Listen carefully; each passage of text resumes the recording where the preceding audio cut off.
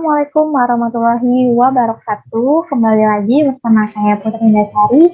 Kali ini kita akan membahas kelanjutan materi kemarin mengenai kebutuhan pegawai. Oke, jangan lupa disiapkan alat tulisnya untuk mencatat poin-poin penting yang ada di materi ini. Kita masih di kompetensi dasar yang sama, yaitu poin 3.4 menganalisis kebutuhan pegawai dan juga poin 4.4 merencanakan kebutuhan pegawai. Oke, pada pertemuan kali ini kita akan membahas lebih lanjut mengenai prosedur analisis jabatan. Pada pertemuan sebelumnya saya sudah menjelaskan mengenai uraian jabatan dan juga syarat-syarat jabatan. Lalu pada pertemuan kali ini saya akan membahas mengenai peta jabatan. Peta jabatan adalah susunan nama dan tingkat jabatan struktural dan jabatan fungsional yang tergambar dalam suatu struktur organisasi dari tingkat yang paling rendah hingga tingkat yang paling tinggi. Nah, di sini ada contoh dari peta jabatan.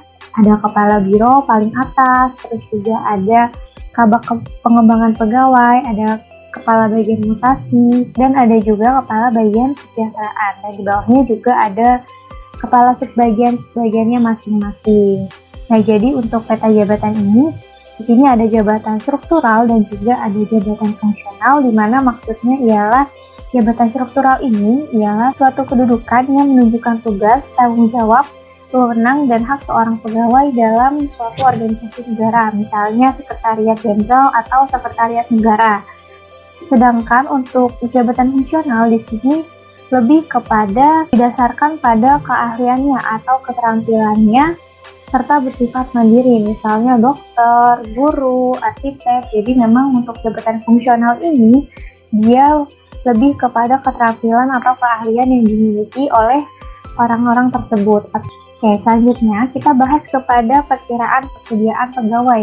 Nah, persediaan pegawai adalah jumlah dan kualitas pegawai yang dimiliki oleh suatu satuan organisasi pada waktu tertentu. Jadi, perkiraan persediaan pegawai untuk tahun berikutnya itu dihitung atas dasar jumlah pegawai yang ada dikurangi dengan jumlah pegawai yang mencapai batas pensiun dalam tahun yang bersangkutan.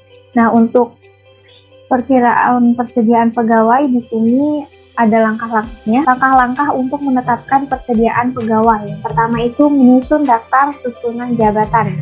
Ini contohnya ada tabel 1 yaitu daftar susunan jabatan, unit kerjanya bagian kepegawaian. Nah, di sini di tabelnya itu ada nomor, ada nama jabatan, isi sar jabatan, dan juga syarat jabatan. Nah, di sini contohnya nama jabatannya itu kepala bagian kepegawaian. Nah, isi sar jabatannya itu rangkuman mengenai jabatannya ya, atau deskripsi mengenai jabatannya. Jadi, kepala bagian kepegawaian itu memimpin dan mengkoordinasikan kegiatan di bidang kepegawaian. Lalu untuk syarat jabatannya di sini ada pendidikannya S1 psikologi. Terus ada diklatnya sudah mengikuti diklat kepemimpinan. Nah, untuk pengalamannya beliau pernah menduduki jabatan eselon 4 dan untuk keahliannya di sini ada perencanaan SDM serta beliau memiliki keterampilan berkomunikasi. Selanjutnya yang kedua itu ada menyusun daftar pegawai menurut jabatannya. Ini contohnya tabel 2, daftar pegawai menurut jabatan, unit kerjanya masih sama, yaitu bagian kepegawaian. Nah, di sini untuk tabelnya lebih spesifik lagi karena ada nama jabatan, terus ada nama orangnya, ada tahun pengangkatan, ada pensiunnya tahun berapa, terus juga pendidikan terakhirnya apa, diklatnya pernah apa aja, terus ada pengalaman jabatannya, ada keahlian dan juga keterampilan. Jadi di sini sudah lebih spesifik lagi mengenai data-data pegawainya. Nah, contohnya kepala bagian kepegawaian, namanya Dr. Handes Heri, tahun pengangkatan beliau 1988. Nah, beliau akan pensiun tahun 2020, pendidikan terakhirnya itu S2, lalu pernah mengikuti diklat tim 3, dan pengalaman jabatannya beliau pernah menjadi kepala subbagian dengan keahlian manajemen SDM dan juga memiliki keterampilan berkomunikasi. Jadi di sini daftar pegawainya disusun menurut jabatannya. Di sini kan ada kepala bagian kepegawaian, terus bawahnya ada staf administrasi kepegawaian. Oke, selanjutnya yang ketiga itu membuat perkiraan perubahan komposisi pegawai. Nah, sini ada tabel 3, perkiraan perubahan komposisi pegawai unit kerja yang sama yaitu bagian kepegawaian. Jadi di sini membuat perkiraan perubahan komposisi pegawai yang akan pensiun dan rencana promosi serta mutasi untuk mengetahui kemungkinan perubahan posisi pegawai dalam jabatan. Jadi kita tahu nih pegawai yang ada itu ada berapa, terus yang pensiun di tahun yang bersangkutan ada berapa, terus kita akan melakukan promosi itu ada berapa orang dan juga mutasi berapa orang. Jadi kita tahu jumlah-jumlah pegawai yang akan pensiun, promosi, ataupun yang akan dimutasi, serta pegawai yang ada di perusahaan atau instansi tersebut. Jadi kita tahu mengenai jumlah pegawai yang ada di instansi tersebut. Nah, seperti di sini contohnya itu ada kepala bagian kepegawaian. Pegawai yang ada pada tahun 2019 itu ada 1 orang, terus 2020 1 orang, dan 2021 itu ada 1 orang. Nah, yang pensiun di sini nanti ada di tahun 2020 itu ada 1 orang. Nah, untuk yang promosi kita di tahun 2020 itu ada 1 orang, dan untuk mutasi itu belum ada atau tidak ada pegawai yang dimutasi. Nah, selanjutnya yang keempat itu membuat perkiraan persediaan pegawai. Nah, untuk perkiraan persediaan pegawai di sini dibuat untuk waktu 2-5 tahun yang ditentukan tanpa mencantumkan pegawai yang pensiun. Jadi cuma pegawai yang ada sama persediaan pegawai. Sini contohnya itu ada kepala bagian kepegawaian, pegawai yang ada itu 1. Pada persediaannya tahun 2020 itu ada 1 orang, dan juga 2021 1 orang. Begitupun dengan staf administrasi ya, sama pegawai yang ada itu ada 1 orang. Persediaannya di tahun 2020 ada 1 orang, dan juga di 2021 ada 1 orang. Oke, selanjutnya kita ke penghitungan kebutuhan pegawai. Nah, di sini untuk penghitungan kebutuhan pegawai ini, karena analisis jabatan ini sifatnya kualitatif, sedangkan analisis beban kerja ini sifatnya kuantitatif, maka untuk menentukan jumlah kebutuhan pegawai di sini, analisis beban kerja akan menjadi dasar pertimbangan gitu kan dalam penghitungan beban kerja atau kebutuhan pegawai. Di sini ada aspek dalam penghitungan beban kerja. Yang pertama itu aspeknya ada beban kerja. Beban kerja ini ialah sejumlah target pekerjaan atau target hasil yang harus dicapai. Jadi beban kerja itu misalnya seorang sekretaris memiliki target pekerjaan atau target hasilnya itu misalnya membuat 100 lembar surat dalam sehari, itu target yang dimiliki. Nah, di sini juga ada standar kemampuan rata-ratanya. Nah, standar kemampuan rata-rata ini dibagi menjadi 2, yaitu ada norma waktu. Nah, norma waktu ini itu adalah satu satuan waktu yang digunakan untuk mengukur hasil yang diperoleh.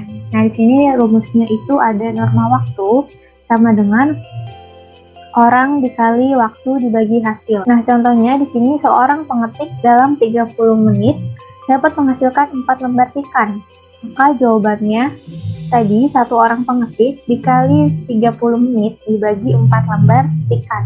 Artinya standar kemampuan pengetik rata-rata adalah 4 lembar tikan dalam waktu 30 menit. Jadi seorang pengetik itu bisa menyelesaikan 4 lembar ketikan itu dalam waktu 30 menit. Nah, di sini juga ada norma hasil. Norma hasil itu adalah satu satuan hasil yang dapat diperoleh dalam waktu tertentu. Nah, di sini rumusnya itu ada norma hasil sama dengan hasil dibagi orang dikali waktu. Nah, untuk contohnya di sini, untuk menghasilkan satu surat, seorang pembuat surat memerlukan waktu 30 menit. Nah, jawabannya satu surat dibagi satu pembuat surat dikali 30 menit. Artinya standar kemampuan pembuat surat adalah satu surat dalam 30 menit. Jadi, seseorang itu bisa membuat satu surat itu dalam waktu 30 menit. Jadi, satu surat 30 menit. Berarti kalau misalnya 2 surat, dia membutuhkan waktu 60 menit atau 1 jam. Ya, selanjutnya kita kepada waktu kerja efektif. Nah, waktu kerja efektif ini adalah waktu kerja yang secara efektif digunakan untuk bekerja. Dan di sini ada yang waktu kerja efektifnya 5 hari kerja. Di sini bisa kita hitung 1 tahunnya itu ada 365 hari. Lalu Hari Minggunya itu dalam satu tahun ada 52 hari, hari Sabtunya ada 52 hari dalam setahun, hari libur lain itu misalnya libur nasional itu ada 14 hari dalam setahun, dan untuk cuti tahunannya ada 12 hari. Jadi bisa dihitung di sini hari kerja efektifnya 365 hari ini satu tahun ini dikurang 130 hari. Nah, 130 harinya ini dapat dari mana, Bu? Jadi 130 harinya ini didapat dari jumlah hari Minggu, hari Sabtu, hari libur lain, dan cuti tahunan. Ini ditambah ya.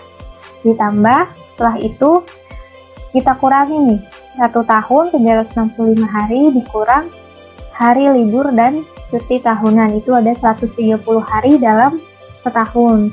Jadi 365 dikurang 130 hari itu 235 hari kerja efektif. Jadi setiap orang itu memiliki 235 hari kerja efektif dalam satu tahunnya. Nah, berbeda dengan yang 6 hari kerja. Ini untuk yang 6 hari kerja itu satu tahunnya ada 365 hari, lalu hari Minggunya ada 52 hari, lalu hari libur lainnya ada 14 hari, dan cuti tahunannya ada 12 hari. Jadi di sini karena 6 hari kerja, maka hari Sabtu tidak dihitung ya. Nah, untuk hari kerja efektifnya 365 hari dikurang hari Minggu, hari libur, dan juga cuti tahunan. Di sini ada 78 hari.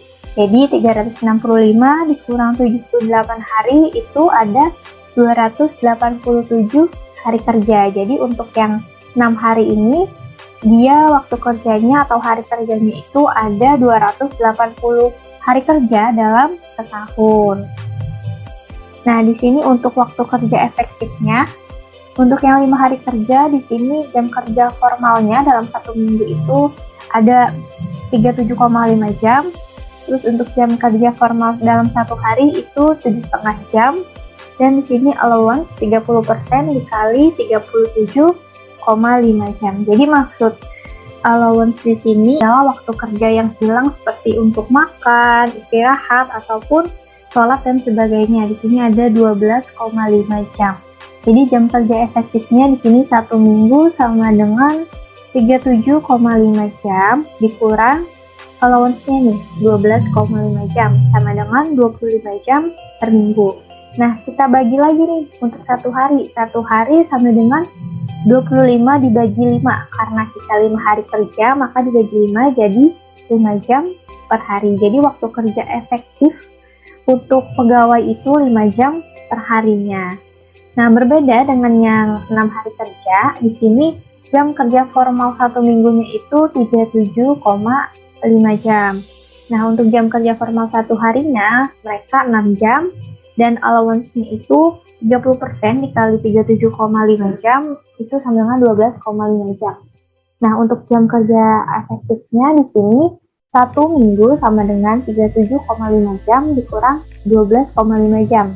Sama dengan 25 jam per minggu. Nah, untuk satu harinya berarti 25 bagi 6 sama dengan 4 jam per hari. Jadi untuk yang 6 hari kerja ini mereka bekerja selama 4 jam per harinya. Oke, sekian untuk materi pembelajaran hari ini. Jika ada yang ingin ditanyakan atau memberi saran, silahkan di kolom komentar. Sekian dan terima kasih. Wassalamualaikum warahmatullahi wabarakatuh.